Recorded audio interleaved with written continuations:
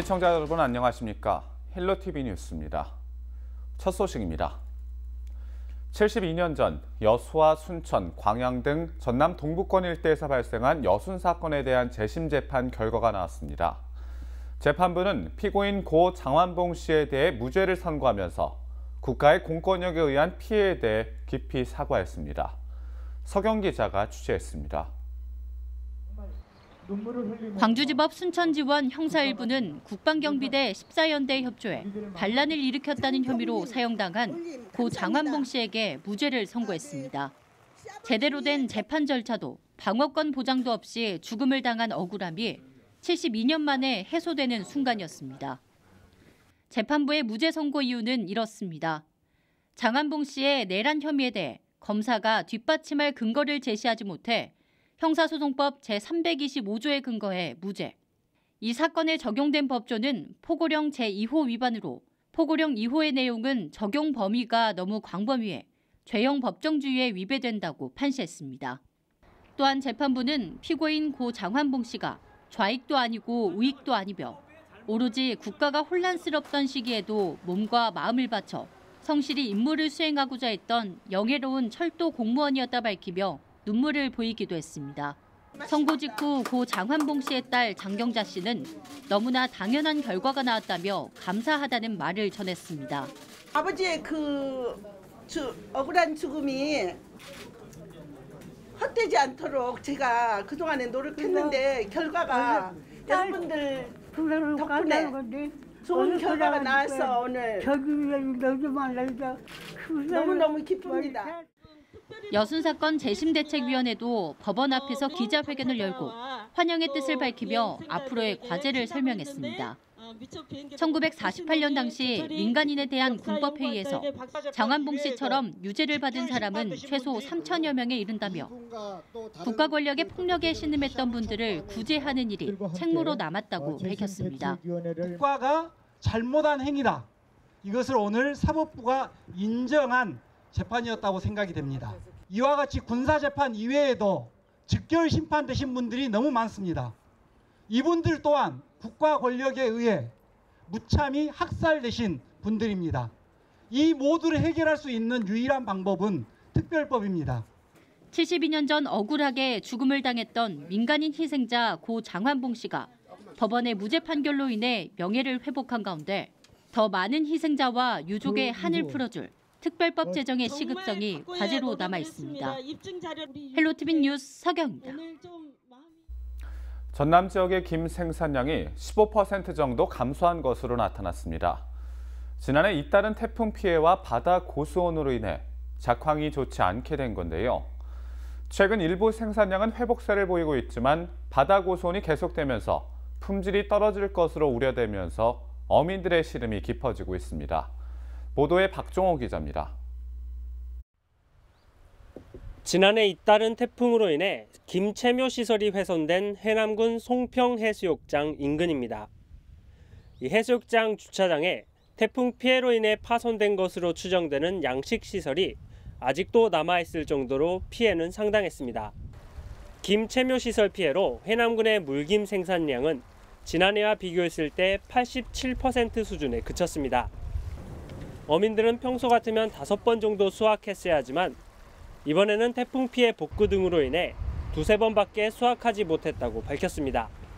여기 지금 입판장 여기 입판할 때 오전에 입판하는데 안 봤어요?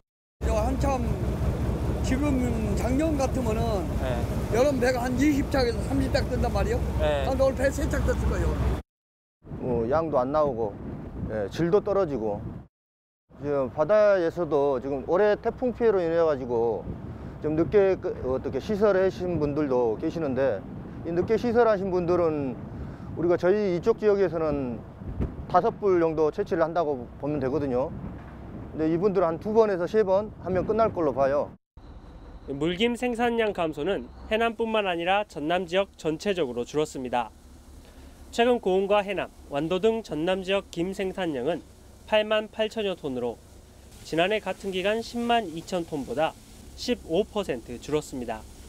생산량은 회복세를 보일 것으로 전망되고 있지만 평소보다 바닷물 온도가 높아 작황이 부진한 상황입니다.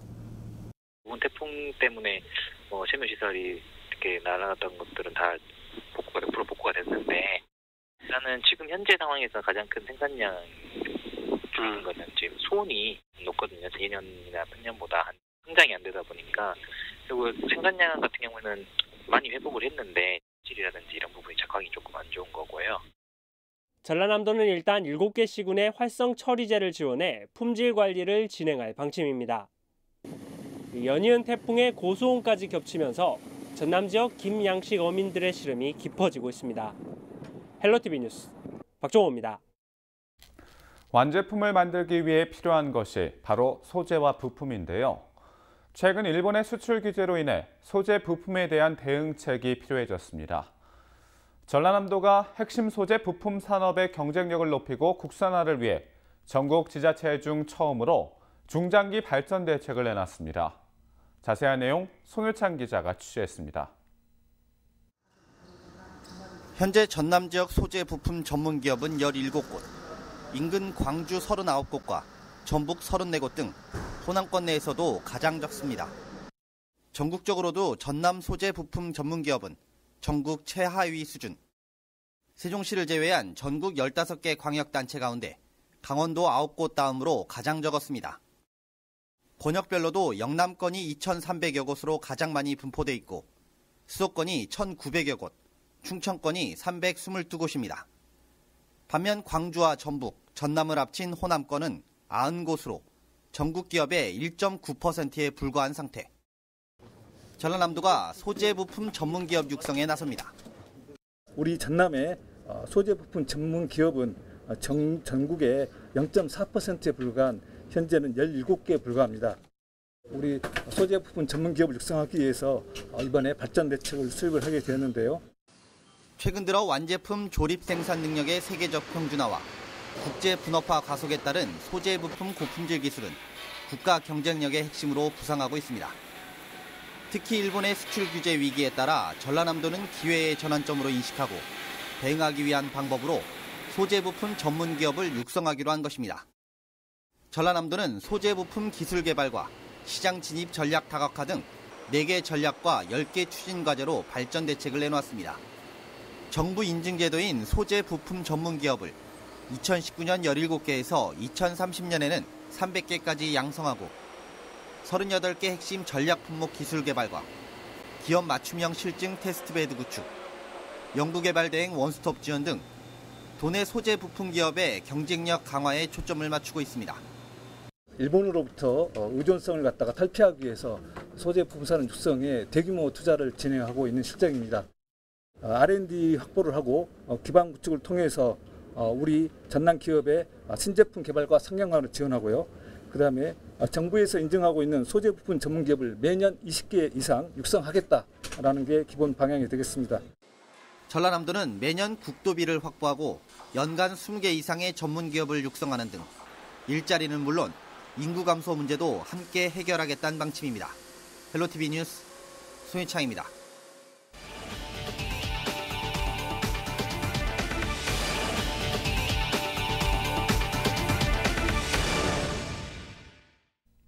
항공정비 산업인 MRO가 첨단 미래 산업으로 세계적인 주목을 받고 있지만 국내 시장은 아직 미비한 상태인데요. 무안군이 선도적으로 MRO 산업을 추진하기로 했습니다. 자세한 내용 송일찬 기자입니다.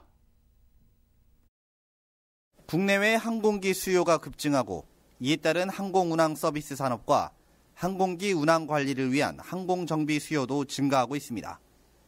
하지만 국내는 항공정비 인프라가 부족한 상황. 무안군이 항공정비 산업인 MRO 산업을 본격화하기로 했습니다. 무안국제공항 인근인 망운면 피서리 일대에 항공특화 산업단지를 조성하기로 한 것.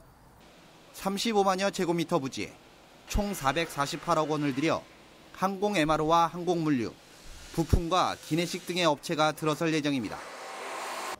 지금 현재는 토지 보상이 한 75% 정도 이렇게 추진이 된 상태고요. 그다음에 기본 설계나 이건 지금 용역 중에 있습니다.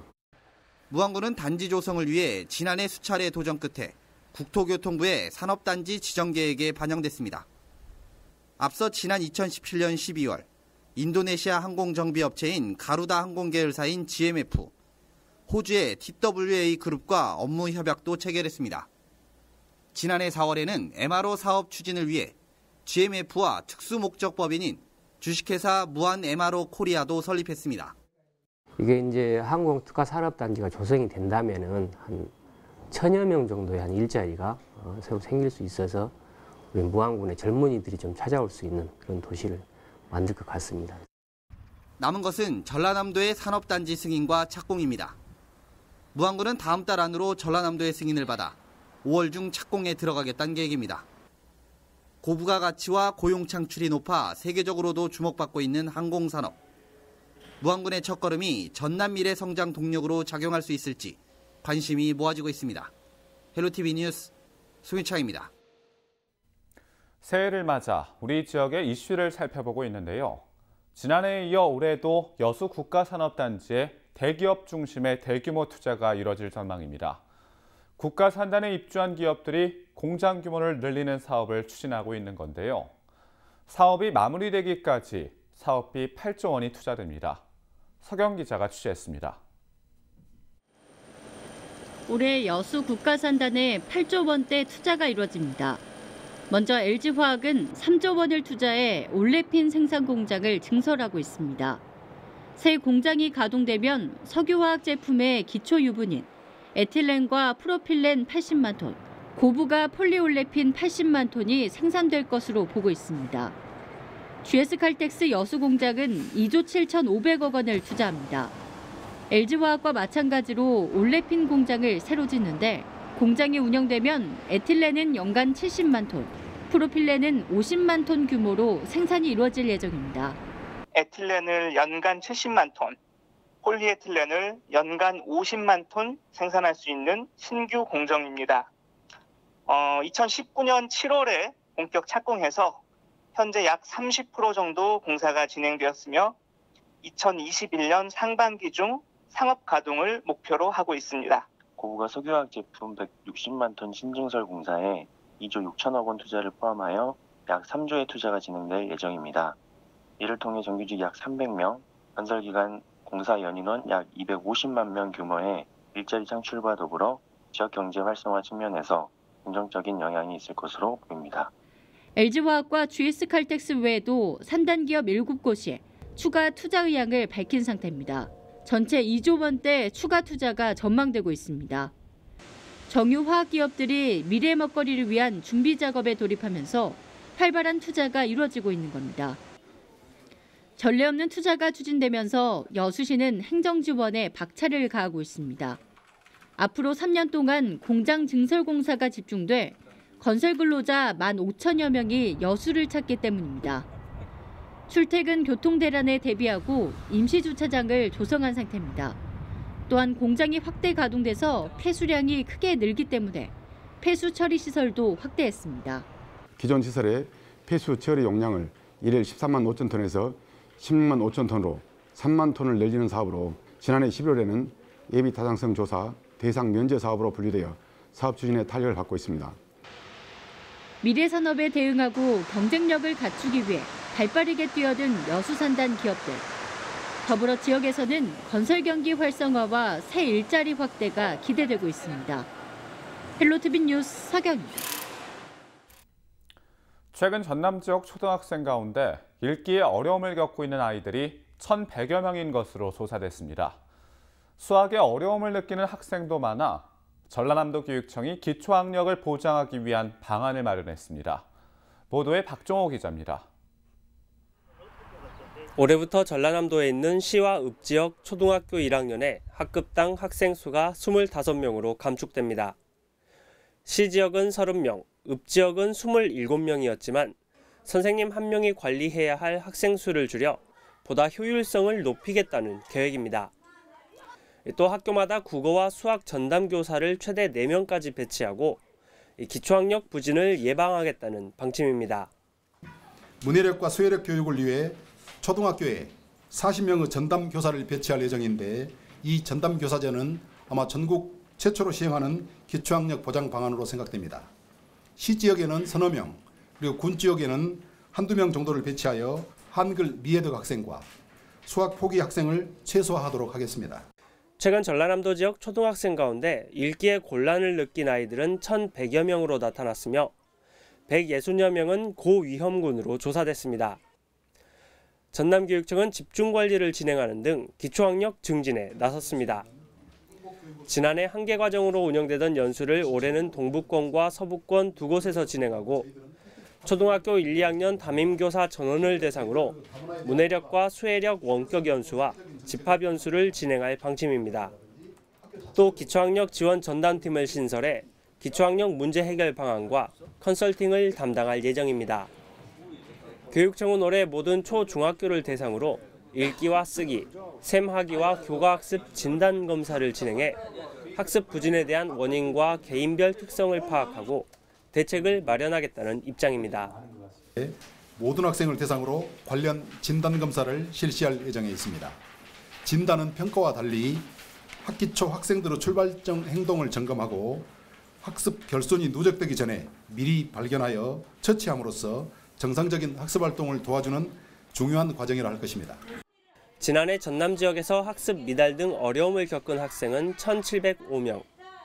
교육부가 올해 초등학교 1학년부터 고등학교 1학년까지 기초학력 진단을 의무 도입하려 했지만 지연되고 있는 상태.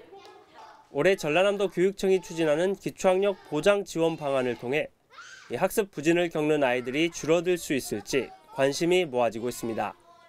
헬로티비 뉴스 박종호입니다. 지역을 대표하는 조선업체 현대삼호중공업이 육상 건조 방식으로 100번째 초대형 선박을 완성해 눈길을 끌고 있습니다. 39,000톤급 LNG선을 바다로 옮기는 데 성공하면서 기네스북 기록을 갱신했습니다. 선박 진수 현장에 고정민 기자가 다녀왔습니다.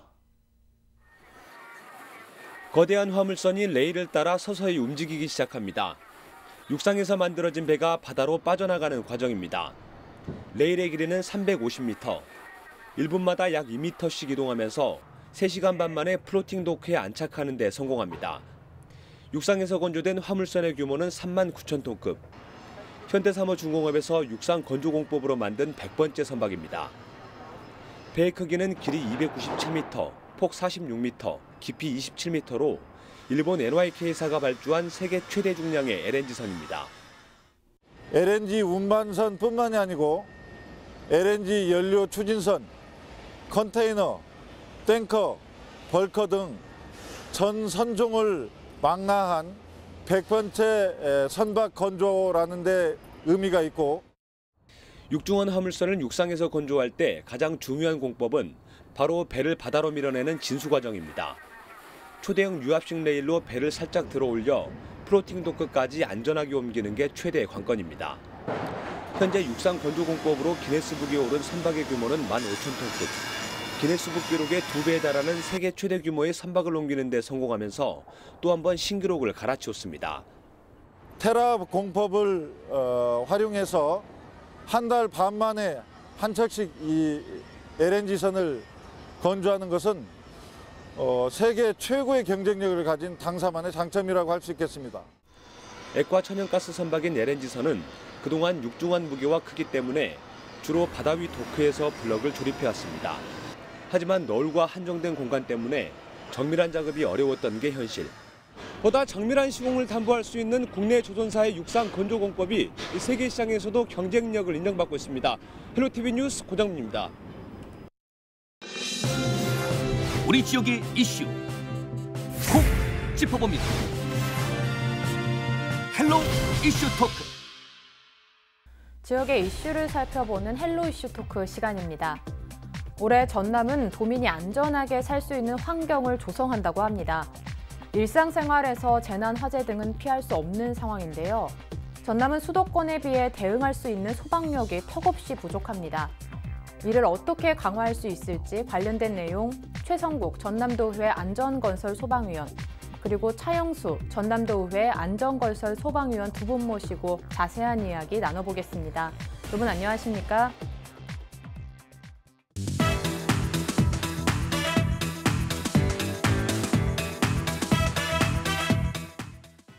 네, 전남의 소방 활동과 관련해서 현재 시행하고 있는 정책과 또 전반적인 상황에 대해서 정리해 주시면 좋을 것 같습니다. 예, 일단 그 전남의 좀 전반적인 좀 상황을 좀 바라볼 필요가 있는데요.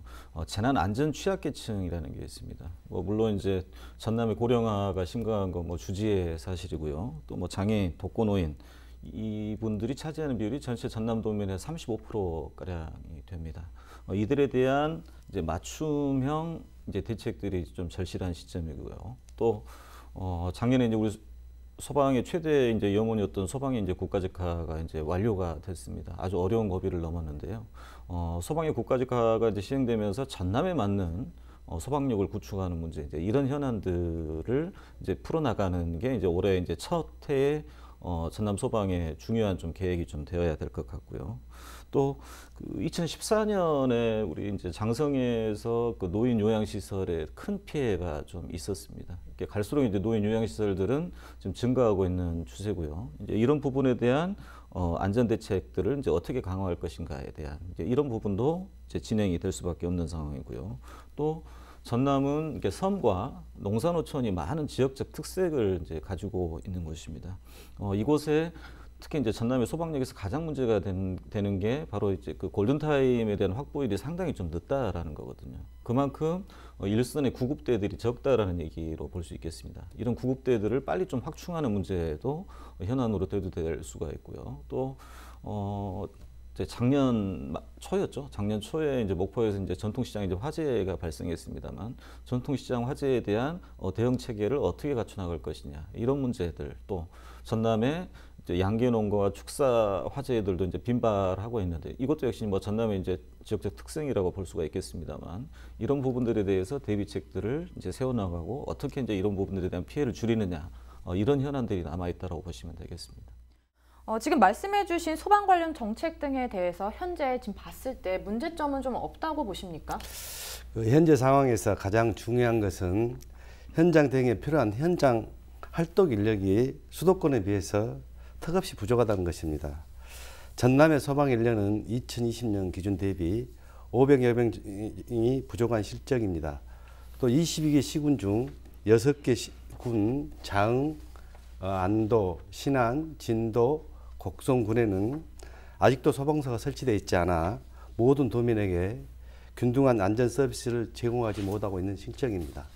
네, 의원님 지금 뭐 6개 군에서 아직 소방서가 설치되지 않았다고 말씀해 주셨는데요. 여기에 이제 소방서를 설치할 계획들은 있는 겁니까? 예, 5개년 계획으로 해서 지금 안도하고 자흥은 지금 공사 중에 있고요.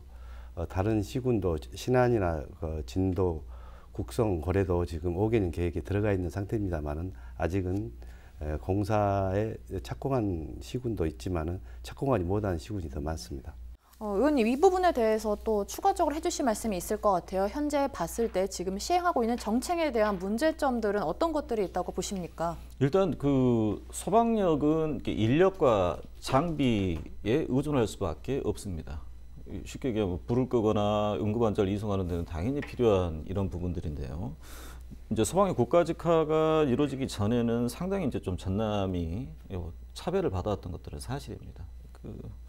뭐 지난번에 뭐 우리 이슈토크 시간에 나와 있었습니다만 뭐 우리 특히 전남 이제 섬 지역이 많지 않습니까? 섬 지역에 응급의료 헬기의 이착륙장이 전체 250개 도서 중에 75곳밖에 설치되지 않은, 즉 4분의 3 정도가 아직도 헬기 이착륙장이 이제 부족한 실정이어서 섬 주민들의 의료 생존권이 상당히 좀 지금도 좀 차질을 빚고 있는 문제들이 있고요. 또 지금의 이제 골든타임이라고 불리우는 그 7분 내 도착률이 전국에서 전남이 이제 최하위권에 아직도 머물러 있습니다. 이것은 이렇게 전남이 가지고 있는 지형적 특성 때문에 어쩔 수 없는 상황임에도 불구하고, 그렇지만 구급대 등을 확충하고 구급차를 늘려나가는 이제 이런 방식으로 소방력을 강화해야 되는 부분인데 아직도 조금 이제 문제가 있는 부분이 있고요. 또 전남의 그 심정지 환자의 소생률이 전국에서 가장 낮습니다. 3.2% 정도 되는데요. 이런 부분들에 대해서도 효과적인 좀 대응 체계들을 좀 구축을 해야 됩니다. 물론 이거는 당연히 뭐 구급대가 도착해서 하는 부분들도 있지만 도민들이 이제 CPR이라고 그러죠. 이렇게 심폐소생술 교육 등을 통해서 이런 부분들에 대해서 심정지 환자 소생률을 좀 늘려나가는 좀 이렇게 이런 노력들도 좀 필요하고요. 또 이제 법으로 지금 이제 최근에는 이제 강제가 됐습니다만 주택에 대한 소방시설 등이 이제 의무화됐거든요. 주택에 대한 소방시설이라 하면 우리 소화기하고 그다음에 경보감지기 설치를 이렇게 말씀드리는데요. 이 부분도 현재까지는 약 75%밖에 진행이 되지 않았습니다. 물론 이제 취약계층에 대해서 무상보급을 진행을 하고 있습니다만 이 부분들에 대해서 이제 지자체의 관심들이 상당히 좀 덜한 부분들이 좀 있습니다. 이런 부분들에 대해서 지자체에도 좀 경각심을 가지고 지원을 좀 확대해야 되는 좀 상황인 것 같습니다. 일부 시군 같은 경우는 한 40%대에 머물러 있는 시군도 있지만 또 다른 데는 이제 100%를 넘어선 곳도 있거든요. 기초 소방시설에 대한 보급들이 상당히 좀 관심을 좀 기울여야 될 부분이라고 생각이 되고요. 또 며칠 전인가요? 이제 세종시에서 전통시장 화재가 났었는데 당시 이제 시장 소방대원들이 시장 상인이 직접 나가서 이제 불을 껐는데요. 그때 썼던 게 이제 비상소화전 릴함이라는 게 있습니다. 그러니까 쉽게 얘기하면 소방대가 오기 전에 빨리 호스를 뽑아가지고 바로 예를 들어 이제 불을 끌 수 있는 이제 이런 시설들을 말하는데요. 근데 전통시장에 이제 비상소화전 릴함이 보급된 곳이 아직도 좀 많이 좀 부족합니다. 이게 뭐 지금 목포에도 이제 대형 시장들이 한 7개 정도가 있습니다만 아직 몇몇 시장에서는 비상소화전 릴함이 좀 확보가 되지 않은 곳들도 있거든요. 이 역시도 좀 이렇게 예산의 문제라고 좀 보셔야 될 것 같고요. 네, 이제 전국적으로 장난 전화나 거짓 신고로 인해서 소방력 낭비 문제가 심하다 이런 이야기가 들리고 있는데요. 현재 이와 관련해서 어떤지 좀 설명 좀 해주시죠. 소방기본법에는 화재 또는 구조 구급에 필요한 사항을 거짓으로 알릴 경우 1회 100만 원, 2회 150만 원, 3회 이상은 200만 원 이하의 과태료를 부과할 수 있도록 되어 있습니다. 이에 따라 우리 전남 소방본부에는 접수 단계에서부터 장난, 거짓 신고 시 과태료 부과 대상이라는 것을 우리 도민들에게 지속적으로 홍보하여 우리 전남은 아직까지는 과태료 부과 대상은 없습니다. 하지만 부득이하게 이렇게 현장에 직접 출동해서 판단해야 하는 경우도 있습니다. 예를 들면 지나가는 행인이 먼발치해서 연기만 보고 화재인 줄 알고 119에 신고를 하여 현장에 가서 보면 단순 소화의 필요성이 없는 쓰레기를 태운다든지 방역 소동한 경우가 있습니다. 또는 또 길거리에 누워있는 사람을 지나가는 행인이 목격하고 신고를 하여 구급차가 현장에 출동하여 가서 보면 술에 취한 취객인 경우도 있습니다. 그리고 또 위급한 환자가 아닌 입원을 목적으로 또 구급차를 불러 병원을 이송을 요구하는 경우도 있습니다. 이런 경우에는 119 구조 구급 관련 법률에 의해 정당하게 거절할 수도 있지만 거절할 수 있는 제도화도 되어 있습니다. 그러나 소방력을 낭비한다는 이유로 또 소방대원이 현장에 나가보지도 않고 자칫 판단한다면 우리 도민들의 인명과 재산은 큰 피해도 줄 수도 있습니다. 네. 또 올해 전남에서는 소방활동과 관련해서 어떤 정책들을 시행할 계획인가요? 일단은 아까 우리 이제 차관님 말씀하셨습니다만 이렇게 장난 허위자나 이제 이 부분보다도 도민의식들이 좀 개선돼야 될 부분들 약간 좀 보충해서 설명드리면 네. 말 그대로 우리 작년부터 우리 도로 지금 지나가시다 빨간색으로 주차 금지 5m 이내 주차 금지 이제 거기가 어떤 곳이냐면 소화전이 있는 곳이거든요. 소화전에 예를 들어 주차를 하게 되면 당연히 창문 이제 외국 같은 경우는 창문 유리창을 깨서라도 예를 들어 이제 진입을 하게 되는데 사유재산 피해라든가 이제 이런 문제 때문에 현재까지는 아직도 이제 못하고 있는 게 현실이었었는데 이제 훨씬 더 이제 법률이 강화됐거든요. 이런 곳에는 당연히 주차를 하지 않으시는 게 맞고요. 또 아파트 현장이라든가 주택가 현장에 소방차가 진입을 했을 때 가장 큰 문제가 말 그대로 이제 불법 주차된 차들 때문입니다. 외국 같은 경우는 당연히 이렇게 뚫고 지나가 버리거든요. 책임성의 문제가 없습니다. 외국 같은 경우는. 이제 우리나라도 이제 서서히 이제 이런 부분들에 대해서 소방이 먼저다라는 이제 인식을 가지고 이렇게 법규를 정말 좀 강화시키고 있는데요. 가장 먼저 좀 시민의식들이 좀 변해 나가야 되지 않을까. 이제 이런 생각들을 해봅니다. 일단 올해 이제 전남 소방은 이제 그 몇 가지 좀 이렇게 상당히 좀 이렇게 변환점들이 좀 오게 될 것 같습니다. 일단 그 내년 완공을 목표로 전남에 이제 소방본부가 현재 이제 도청에 있습니다만 전남 전체를 커버할 수 있는 중부권인 장흥으로 이제 이전을 이제 완료를 하게 됩니다. 또 지금 현재 소방서가 없는 지역인 장흥 완도, 아까 이제 차영수 의원님께서 말씀하셨습니다만 이곳에 이제 소방서가 이제 세워지게 되고요. 그 다음에는 이제 우리 신안 암태도에 이제 신안 소방서가 이제 드디어 좀 세워지게 될 것 같습니다. 또 인력 충원도 이제 계속해서 좀 이렇게 진행이 되는데, 제가 처음에 그 소방요원에 배치받았을 때는 전남의 그 소방력이 2,500명 수준이었습니다만 작년에 이제 400명 정도가 더 증원이 돼서 현재는 이제 2,944명 정도가 되고요. 전체적으로는 한 3,400명까지 인원이 이제 증원이 될 것 같습니다. 이게 차근차근 이제 소방력이 좀 늘어나고 있는 것이죠. 또 그 앞서 말씀드렸듯이 농어촌 지역에 119 구급대가 이제 부족하다고 말씀드렸지 않습니까? 119 구급대는 말 그대로 가장 이제 하부 단위이지만 가장 빨리 접근할 수 있는 소방의 실핏줄 같은 역할을 하는 겁니다. 이제 그게 지금 현재로서는 도내 이제 102개 대가 있는데요. 2022년까지 121개소로 점차 확대될 예정입니다. 아울러 그 앞서도 이제 헬기 관련해서 이제 말씀드렸습니다만 지금 3개년 계획을 세워서 현재의 전남 소방 헬기는 소형 헬기입니다. 또 해상 운행에도 상당히 좀 문제가 많거든요. 그래서 지금 230억 원 정도의 예산을 들여서 지금 그 이탈리아에서 지금 헬기를 지금 그 건조 중에 있습니다. 네, 이제 차근차근 소방력이 증가되고 있다는 이야기를 들으니까요. 그래도 전남도민이 이 방송을 보고 조금이나마 좀 안심을 할 수 있을 것 같습니다. 네, 이제 만약에 있을 재난이나 화재 등에 대비해 소방뿐만 아니라 이제 도민들도 이에 대한 교육이 좀 필요할 것 같은데요. 현재 도민들의 대비 능력은 어느 정도 갖춰 있다고 보십니까?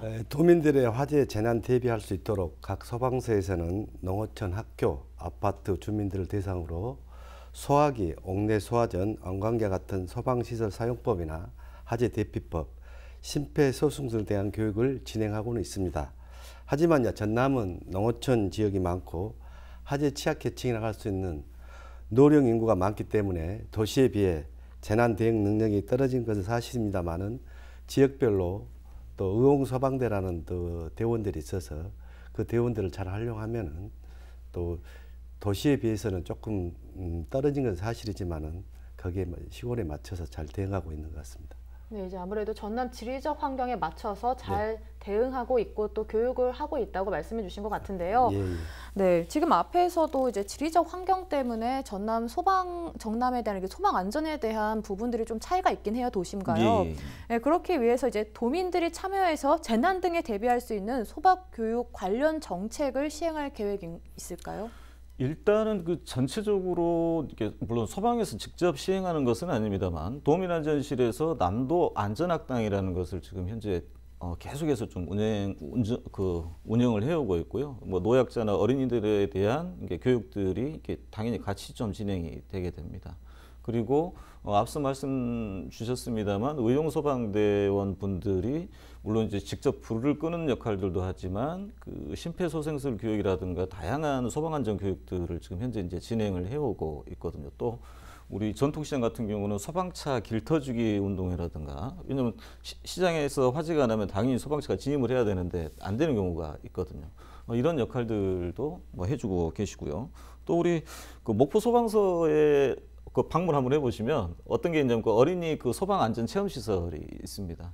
이런 부분들도 초등학생들 대상으로 계속해서 지금 이제 진행이 되어 오고 있는 부분입니다. 그렇지만 그 이제 제일 중요한 거는 말 그대로 이제 앞서도 말씀드렸지만 시민들의 좀 인식들이 이제 좀 개선이 돼야 되는 부분이 있습니다. 그 예를 들어 지난 3년 동안 전남의 아파트 화재 건수가 해마다 지금 증가를 하고 있습니다. 그 3년 동안 통계가 한 256건 정도가 되는데요.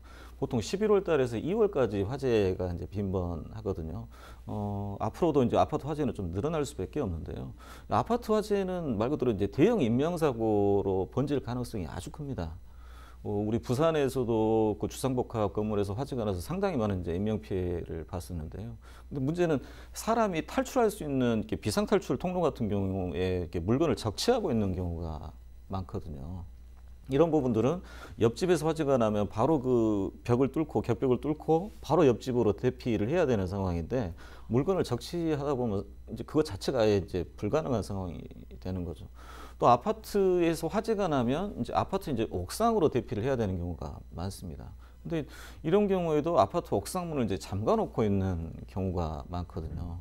그래서 이제 지난 2016년부터 그 옥상 문에 그 자동 개폐 장치 설치가 이제 의무화되어 있습니다. 즉 화재가 나면 평상시에는 그 문이 잠겨 있다가 화재가 나면 화재 신호가 감지가 되면 바로 옥상 문이 열리는 시설을 말하는데요.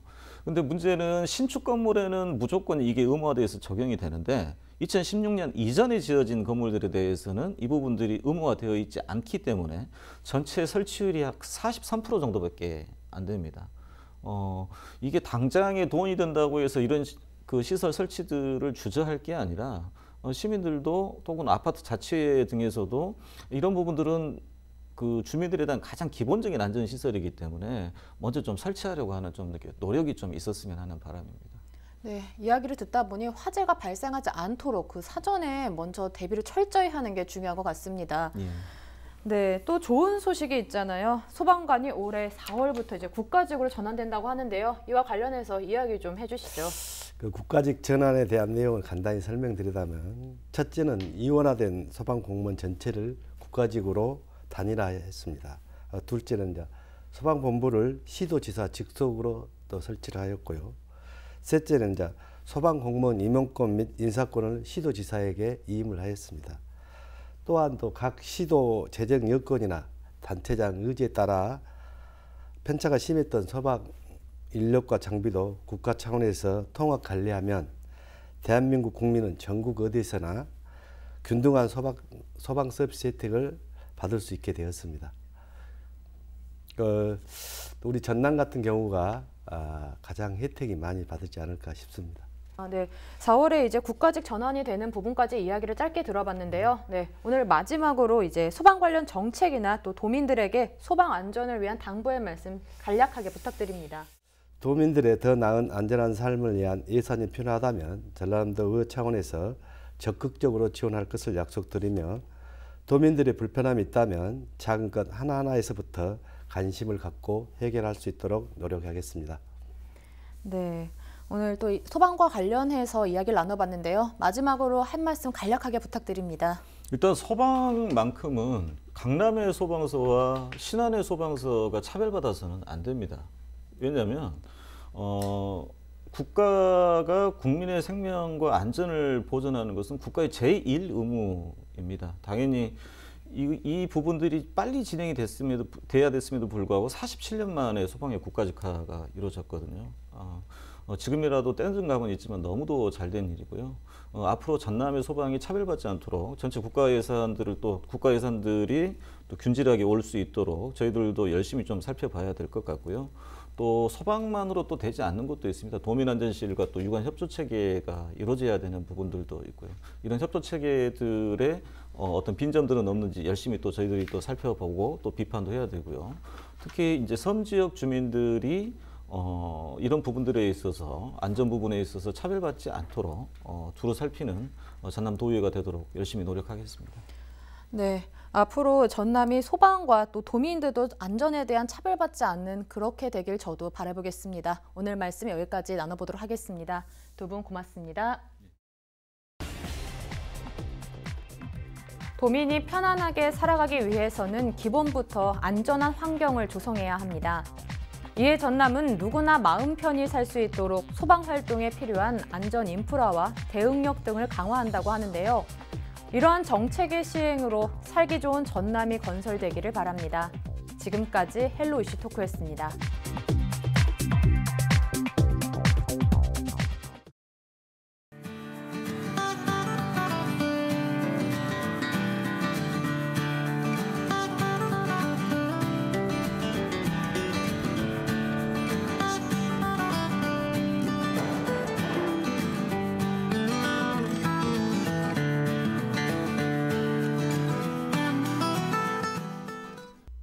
이상으로 헬로티비 뉴스를 마칩니다. 저희는 언제나 지역 주민 여러분 곁에 있겠습니다. 고맙습니다.